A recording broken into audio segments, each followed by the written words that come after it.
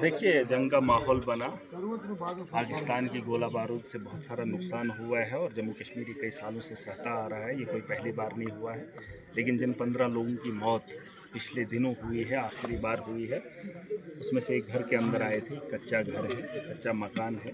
जंग के अंदर उनकी मौत हुई है, जिसे हम शहीद नहीं कह सकते। मैं तो सरकार से पहले गुजारिश करना चाहूँगा कि उसे शहीद का दर्जा दिया जाना चाहिए, क्योंकि वो जंग के हालात में अपनी जान गंवा बैठा। और दूसरी बात, इन लोगों के बारे में इंतज़ाम किया जाना चाहिए जिन लोगों की मौत इस हालात में हुई। जिन लोगों को भरोसा था सरकार से, जिन लोगों को उम्मीद थी सरकार से, सरकार की तरफ से अभी तक कोई भी रिलीफ नहीं आया, कोई भी रिलीफ नहीं आया। उनकी जान का मुआवजा आप दे नहीं सकते हैं, लेकिन कम से कम जो रिलीफ बनता है उनका, थोड़ी सी राहत देने का काम किया जा सकता था, लेकिन अभी तक वैसा कुछ नहीं हुआ। उन्हें लगना चाहिए कि हमारे परिवार में जब किसी की जंग में जान जाएगी तो उसके पीछे उसकी सरकार होगी, उसका मुल्क, उसका देश होगा। बड़ी बड़ी बातें मीडिया के अंदर, सोशल मीडिया पे करने से बेहतर है उन परिवार की बेहतरी के बारे में आप थोड़ा सा दान दे दीजिए। दान तो दिया नहीं, ना ध्यान दिया, तो करेगा कौन इन लोगों की खिदमत? आपने सरहदों को मजबूत नहीं किया, आपने कूटनीति फेलियर रहा। कूटनीति ऐसी होनी चाहिए थी कि पाकिस्तान कंगाल होता और वो एटम बम बेचकर अपने लोगों की खिदमत करता। कूटनीति में आप फेल हो गए। डोनाल्ड ट्रंप के एक ट्वीट से हमारी आवाम का फैसला हुआ, मुझे शर्म आती है। न कूटनीति आपकी है और न 56 इंच का सीना दिखाया आपने। टेलर के पास एक बारी फिर से देख कर जाना कि वो इंच कौन सा है। इंच अवाम के लिए नहीं दिखाना था, यहाँ के मजलूमों के लिए नहीं दिखाना था।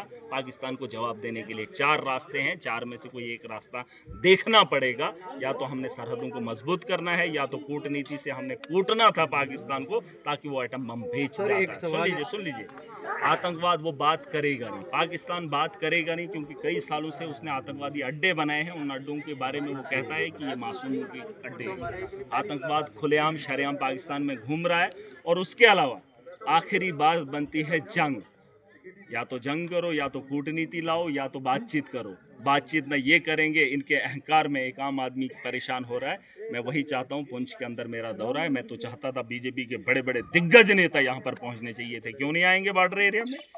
बड़ी बड़ी बातें ऐवानों से नहीं की जाती हैं, ज़मीन पर आकर लोगों के साथ पूछकर पता चलना। ये जो कह रहे हैं ना बारूद बरसाया, यहाँ नेशनल मीडिया आना चाहिए था। वो बड़ी बड़ी एंकरिंग यूक्रेन में पहुंच जाते हैं, देखो गोले पड़ गए, इधर क्यों नहीं पूछेंगे?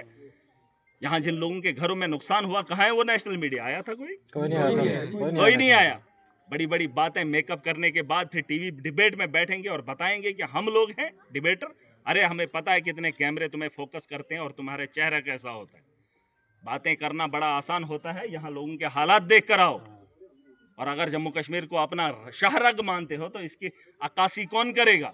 कौन बताएगा यहाँ के हालात क्या हैं, लोगों की मजबूरियाँ क्या हैं? लोग जंग के लिए तैयार थे, कुछ लोग चले गए थे। आपने इन लोगों का उजाला नहीं किया। आपने बंकर 415 करोड़ का बनाने का वादा किया था, वो 900 बंकर जो छोटे से बम से भी अगर पड़ जाए तो लोग मर जाएंगे।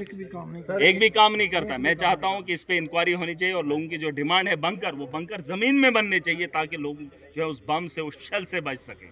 तुमने बंकर्स में भी यहाँ लोगों का खून पिया है, उसका पैसा खाया है, लूटा है। मैं यही बताना चाहूँगा, अगर थोड़ी सी भी शर्म है तो इन लोगों के बारे में सोचा जाना चाहिए। 15 लोगों की जो मौत हुई है, उन्हें शहीद का दर्जा, एक बात। और दूसरी बात, उनका मुआवजा तुम दे नहीं सकते हो, क्योंकि एक इंसान की कीमत कोई नहीं लगा सकता, लेकिन रिलीफ उनको मिलना चाहिए था, जो अभी तक। कोई बात नहीं करना चाहता हूँ महबूबा मुफ्ती क्या है क्या नहीं है, उनके फैसलों से हम तंग आए हैं, लेकिन जो आज आवाम के फैसले हैं वो सुन लीजिए और सरकार को मानने पड़ेंगे।